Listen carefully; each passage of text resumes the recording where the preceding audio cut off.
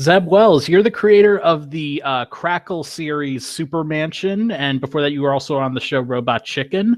I'm wondering, where did the idea come from for this show? Because it's a very funny, quite brilliant show. Where did the idea come from for this? Well, I think we were having so much fun on Robot Chicken, lampooning superheroes. You know, every time we got a chance to lampoon the the Justice League or those old Super Friend cartoons. It was just so much fun because superheroes are naturally these big, outsized personalities and egos. And we thought it was my partner, Matt Sunreich, came into the Robot Chicken writer's room one day and just said, Zeb, I think you need to have your own show. Let's figure something out. And so we said, well, what do we love? Superheroes. I was writing Marvel Comics for a while. I was still writing at the time, so I know that world, and we just love it. And we said that's the type of world that we want to live in, and it's also a world that looks good in stop motion. You know, the big, colorful outfits. We just thought it was well suited to what we were good at. And I'm curious, did you write most of the, or was that like your specialty at Robot Chicken, was writing like superhero parodies in that?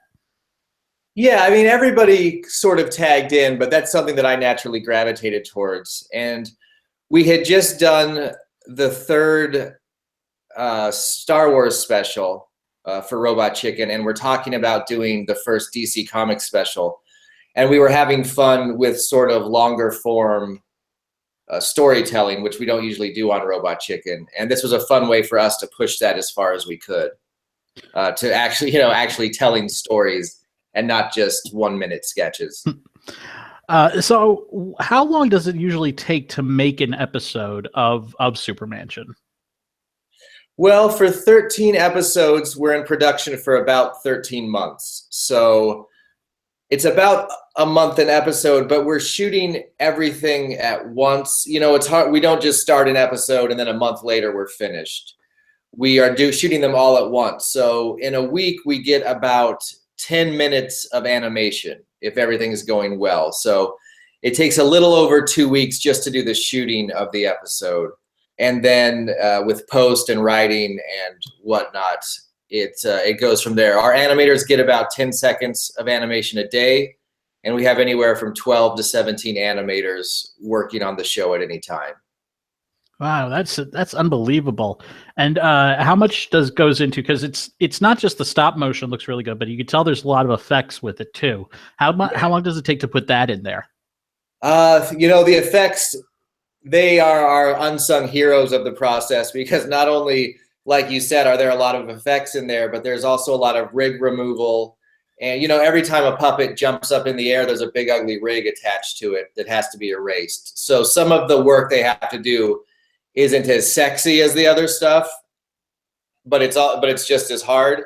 And also, they usually get the episode when we've already run out of time and have to make up the time. So they have to, they're sort of scrambling. And, I've seen them turn around a whole episode in a week when we are really in trouble. And that's, sometimes we're running a night shift at that time. So Jack Hamilton runs that department, and he's kind of the unsung hero of the show. So you mentioned that you came from the world of comic books before you were involved in writing for television. How did you make that? How did you go from that world of comics to writing for television? Well, I don't know, because it just happened. What happened is I had won a contest, a short filmmaking contest for Wizard magazine, which was a big comic book magazine back in around 2000. And the editor of that magazine ended up going on and creating Robot Chicken with Seth Green. That's Matt Sunreich. So by winning that contest, that's how I got my first comic book job, and then wrote comic books for about 5 years. And then around season 3 of Robot Chicken, don't know why it wasn't season 1, but Matt remembered that I had made those videos that he thought were funny. And so he gave me a chance to come on and write on Robot Chicken. I did that for a couple of seasons, and then they let me direct a couple seasons, and then SuperMansion ended up going. So I'm curious because Robot Chicken is one of my personal favorite shows. I remember just discovering it.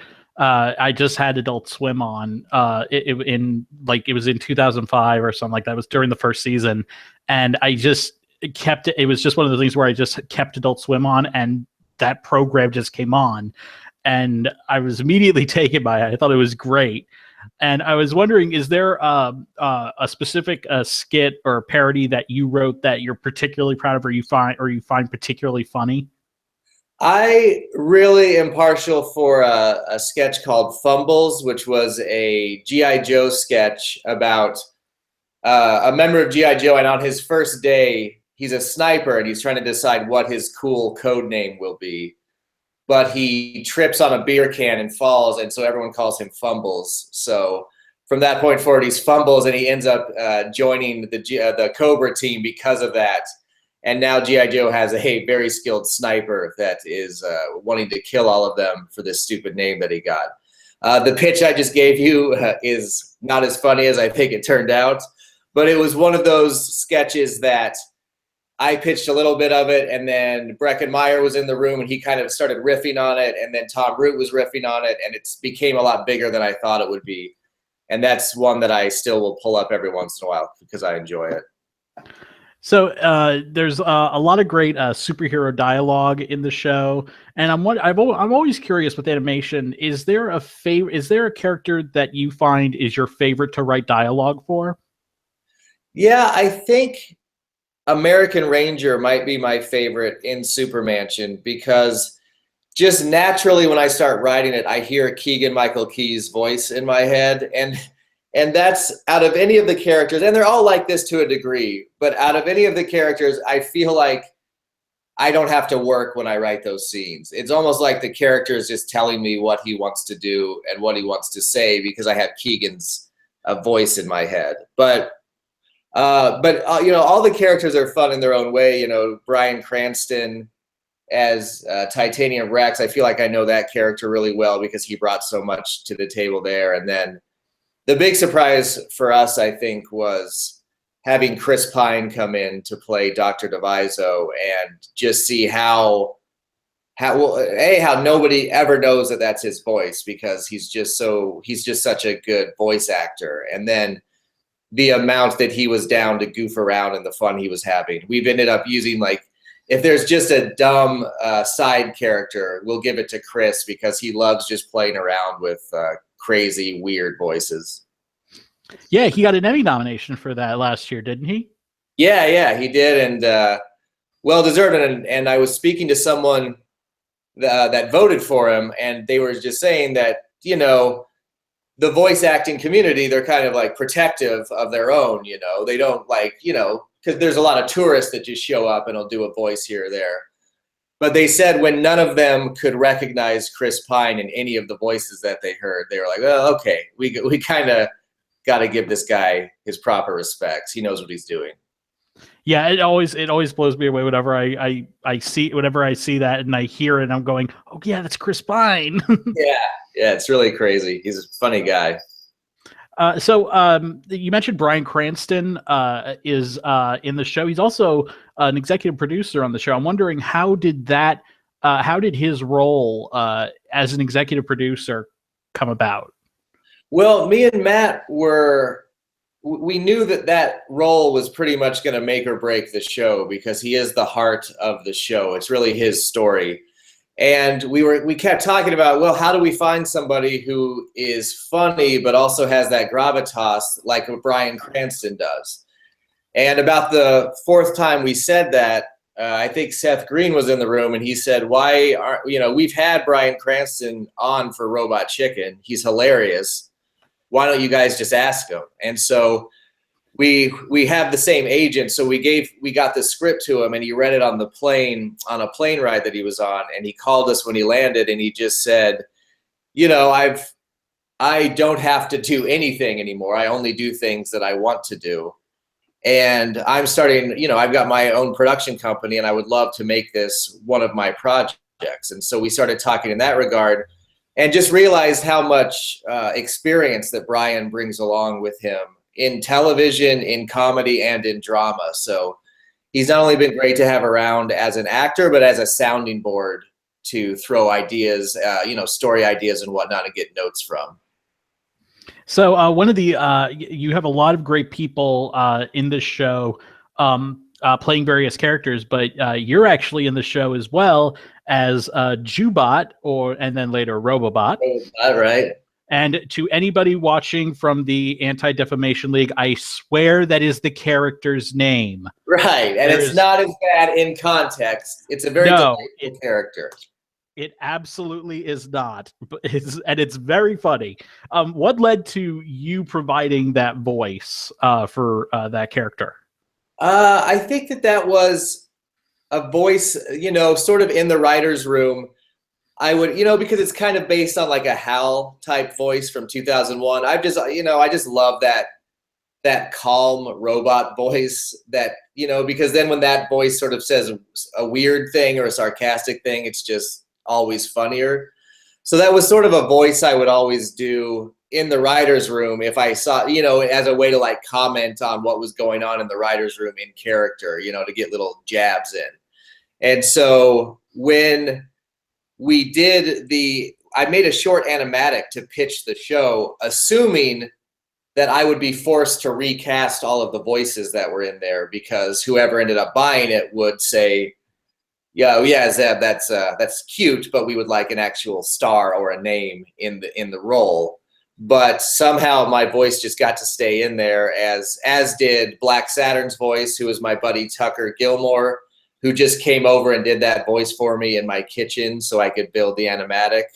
And my wife actually plays Cooch, the cat character. Oh, really? Yeah. So, and that was a voice that she always did on road trips. She would just play that character, pointing things out and commenting to entertain me when we were on a long road trip. And so I thought, well, that's a funny voice. Let's throw that in there. Again, just expecting that we'd have to change it, but it all just seemed to work. And I think when Crackle bought it, they didn't want to mess with what was working.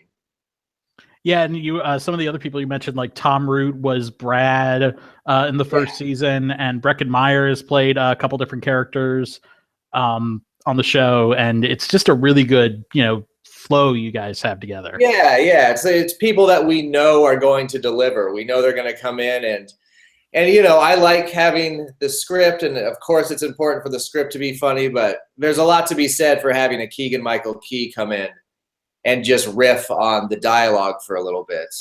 And the thing about Keegan is he also plays Sergeant Agony, and sometimes Sergeant Agony and American Ranger will have a scene together, and Keegan will improv different lines for American Ranger for their conversation. And then 30 minutes later, we'll come back to record Sergeant Agony, and he'll have remembered the improvs he was doing, and we'll riff on the improvs. It's really amazing to watch. That guy is, I don't know if you've heard this, but he's a very talented young man. I think I may have heard that on some underground circles, but yeah, right. I may have to. I'll have to keep my eye out for him. You said his name is Keenan. You said his name is Key. Okay, Keenan Miguel Key, right?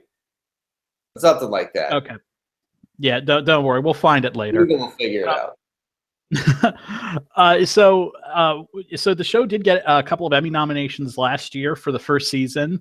The second season has just concluded. What was it, like a month or two ago? I think it was. A month or two ago it finished. Yeah.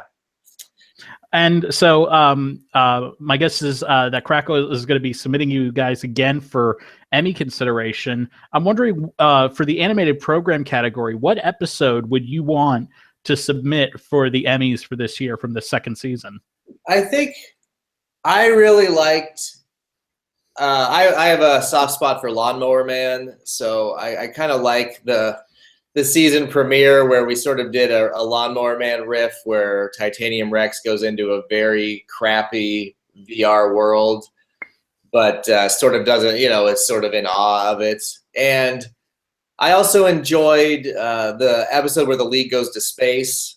I thought that was really fun. And then also sort of our play on the X-Men story Days of Future Past, where we see Saturn, an older Saturn and an older balding Groner in the future, and see where all of our characters have ended up in a post-apocalyptic future. But that's always a really hard question, because there's always things about every episode that I really love, and it's hard to pick one.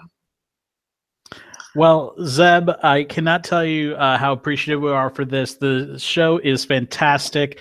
If you guys want to see it, you definitely should. It's on Crackle on the app, and you should definitely get it and watch it. Zeb, thank you so much, and the best to you during this Emmy season.